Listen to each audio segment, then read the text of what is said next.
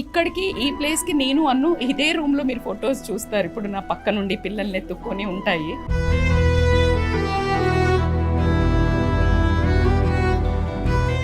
ఆ పిల్లలు రాగానే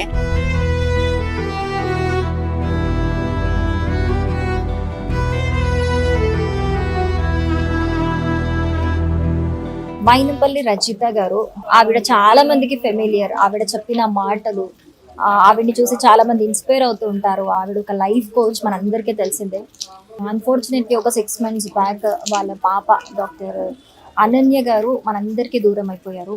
సో తను హంపి వెళ్ళడం, అక్కడ ట్రెక్కింగ్ దగ్గర ఒక దురదృష్టకర సిచ్యువేషన్ వల్ల మనందరికీ దూరం అయిపోయారు. సో ఈ రోజు డాక్టర్ అనన్య గారి బర్త్డే సందర్భంగా వాళ్ళు ఎప్పుడో స్థాపించిన రామ్ చారిటబుల్ ట్రస్ట్, ఎప్పుడో అనన్య గారు అలాగే రజిత గారు కలిపి స్టార్ట్ చేశారు ఈ ట్రస్ట్ ని. సో ఈ రోజు ఎస్పెషల్ గా తను దూరమైన సిచ్యువేషన్ లో ఈ రోజు ఆవిడ బర్త్డే కాబట్టి ఈ ట్రస్ట్ ని తన జ్ఞాపకార్థం ఇంకా ముందుకు తీసుకెళ్దాము అని చెప్పేసి ఇక్కడ మనము ఇప్పుడు అల్వాల్లోని ఒక స్లమ్ ఏరియాలో ఉన్నాము. అంటే చిన్న చిన్న పిల్లలు ఇక్కడ చాలా మంది ఉంటారు. సో వీళ్ళందరికీ ఫీడ్ చేయాలి. ఎప్పటి నుంచో వీళ్ళతో ఒక రిలేషన్, ఒక బాండ్ ఉంది వాళ్ళకి. సో వీళ్ళందరితోని అనన్య గారికి ఉన్న బాండ్ ఇంకా ముందుకు తీసుకెళ్ళాలి. తన జ్ఞాపకార్థం తన బర్త్డే రోజు ఇక్కడ సెలబ్రేట్ చేయాలి వీళ్ళందరి మధ్య, తను లేని సిచ్యువేషన్ లో అని చెప్పేసి రజిత గారు ఇక్కడ ఒక కార్యక్రమం చేపట్టారు. సో ఇప్పుడు ప్రెసెంట్ మనము అక్కడే ఉన్నాము. So doctor Ananya foundation Ram charitable trust. So ఒకసారి లోపలికి వెళ్ళి రజిత గారితో మాట్లాడారు.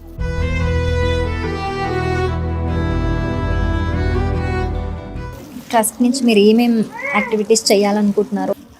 ఏమేమి అని ప్రిస్క్రైబ్డ్ కాదు. బేసికల్గా అనుకున్న వర్డే రామ్ చారిటబుల్ ట్రస్ట్ది, every life deserves happiness. So ఎక్కడ ఒక డిఫెక్ట్ అంటే వాళ్ళకి ఏం అవసరం ఉంది అనే ఉద్దేశంతో వెళ్ళాం. We never planned.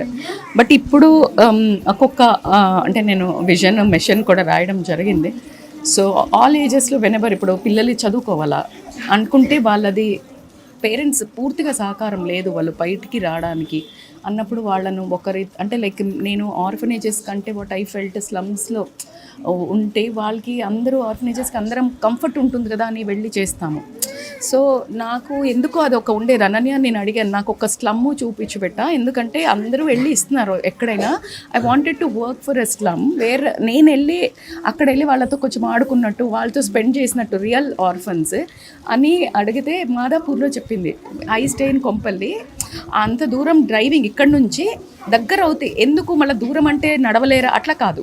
నా క్వాలిటీ తగ్గుతుంది, నా క్వాంటిటీ తగ్గుతుంది పోవడము, దగ్గర అయితే ఎక్కువసేపు స్పెండ్ చేయొచ్చు వాళ్ళని అని అడిగితే, అందుకే ఆ లెటర్లో మీరు గమనిస్తే I love as inside out అని రాసింది. She has a clarity. అంటే మీకు ఎందుకు అంటే లేదు వాళ్ళకి సినిమాకి తీసుకెళ్ళాలి, పిల్లలు నన్న గబుక్కుని తీసుకెళ్తా, ఏదో అట్లా నాకు ఏదైనా అనిపిస్తే చేస్తా. దట్స్ లైక్ మై ఇమీడియట్గా ఇన్స్టిట్యూషన్ అనగానే వెళ్ళిపోతా అన్నట్టు అడిగా. So that's what I was searching for. So ఇక్కడికి ఈ ప్లేస్కి నేను అన్ను ఇదే రూమ్లో మీరు ఫొటోస్ చూస్తారు. ఇప్పుడు నా పక్క నుండి పిల్లల్ని ఎత్తుక్కొని ఉంటాయి. విటిడ్ కపుల్ ఆఫ్ ఇదే పిల్లలతో. ఆ పిల్లలు రాగానే వాడేడి అది అందరూ ఏరి నాకు పాత బ్యాచ్ అంత ఏరి all these are like my old buddies అనుకోవచ్చు. సో వీడు మేము ఎత్తుకున్న పిక్చర్స్ కూడా ఉంటాయి. వీడు ఇంత పెరిగిపోయాడు ఇప్పుడు. అట్లాంటి బాండింగ్ రాగానే అడుగుతుంటే నా దగ్గర. So like just I want to observe academics ఎట్లా ఉన్నాయి, వాళ్ళు పైకి వెళ్ళాలి అనుకుంటే ఎట్లా అంటే మా ఫ్యామిలీలో ఇట్ ఈస్ దేర్. ఇప్పుడు ఇట్స్ దేర్ ఇన్బిల్ట్ అంటే హెల్ప్ చేయటము, లైక్ అదర్ కజిన్స్ పిల్లలు వీళ్ళంతా. So I wanted to like ఒక్కదాన్ని చేసే మెషిన్ అయితే కాదు, 10 చేతులు కలిపి చేసే machine. So see, you can see them like standing like pillars beside me, my family and all this. And especially, Suman TV also there for me all the time. Thank you.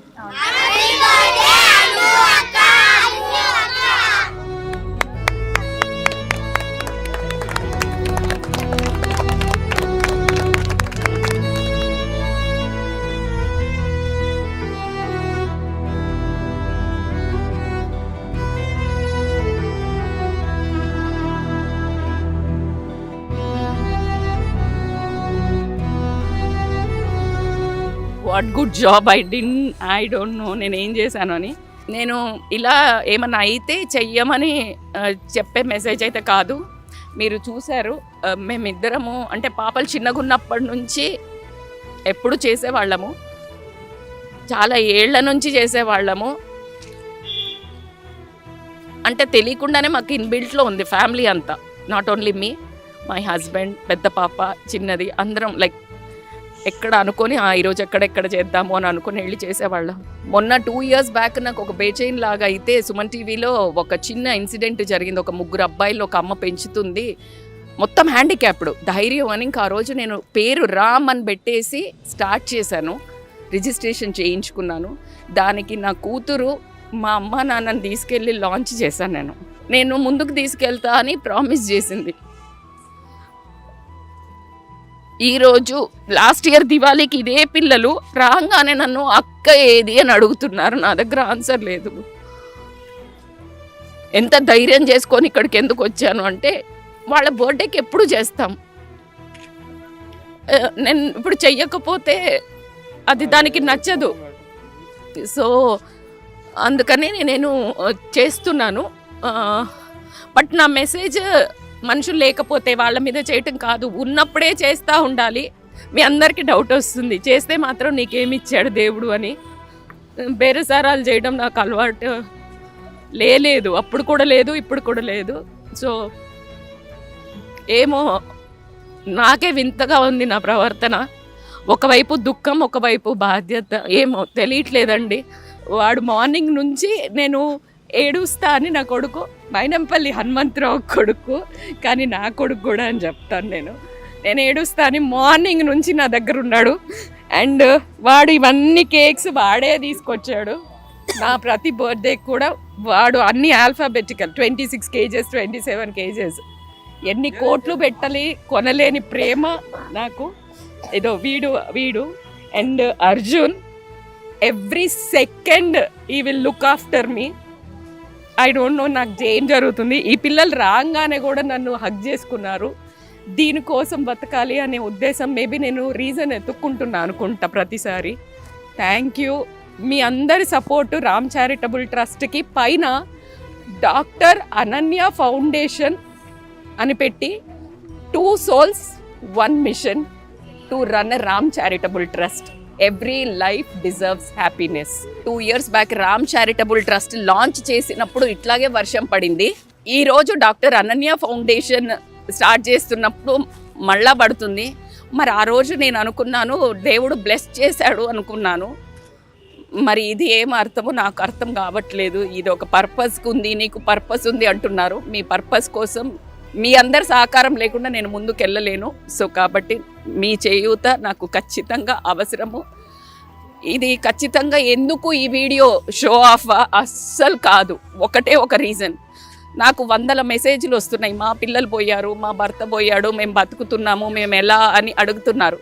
ఇదిగో ఇలా మొండిగా బతికి purpose ఎత్తుక్కోండి, దానంతట దానికే బలం వస్తుంది. అలా ఊరికే ఏడుస్తూ 4 గోడల మధ్య బతికితే పిచ్చోళ్ళు అయిపోయి చచ్చిపోతాము, ఎవ్వరికీ ఫరక్ పడదు. కానీ నువ్వంటూ ఈ భూమి మీదకి ఒక పర్పస్ కోసం వచ్చావు. చిన్నదైనా పెద్దదైనా పర్వాలేదు, ఇంత పెద్దవి చేయమని నేను ఎవ్వరికి చెప్పను. మీకోసం మీరు బతకండి, నలుగురు కోసం మీరు బతకండి. Thank you.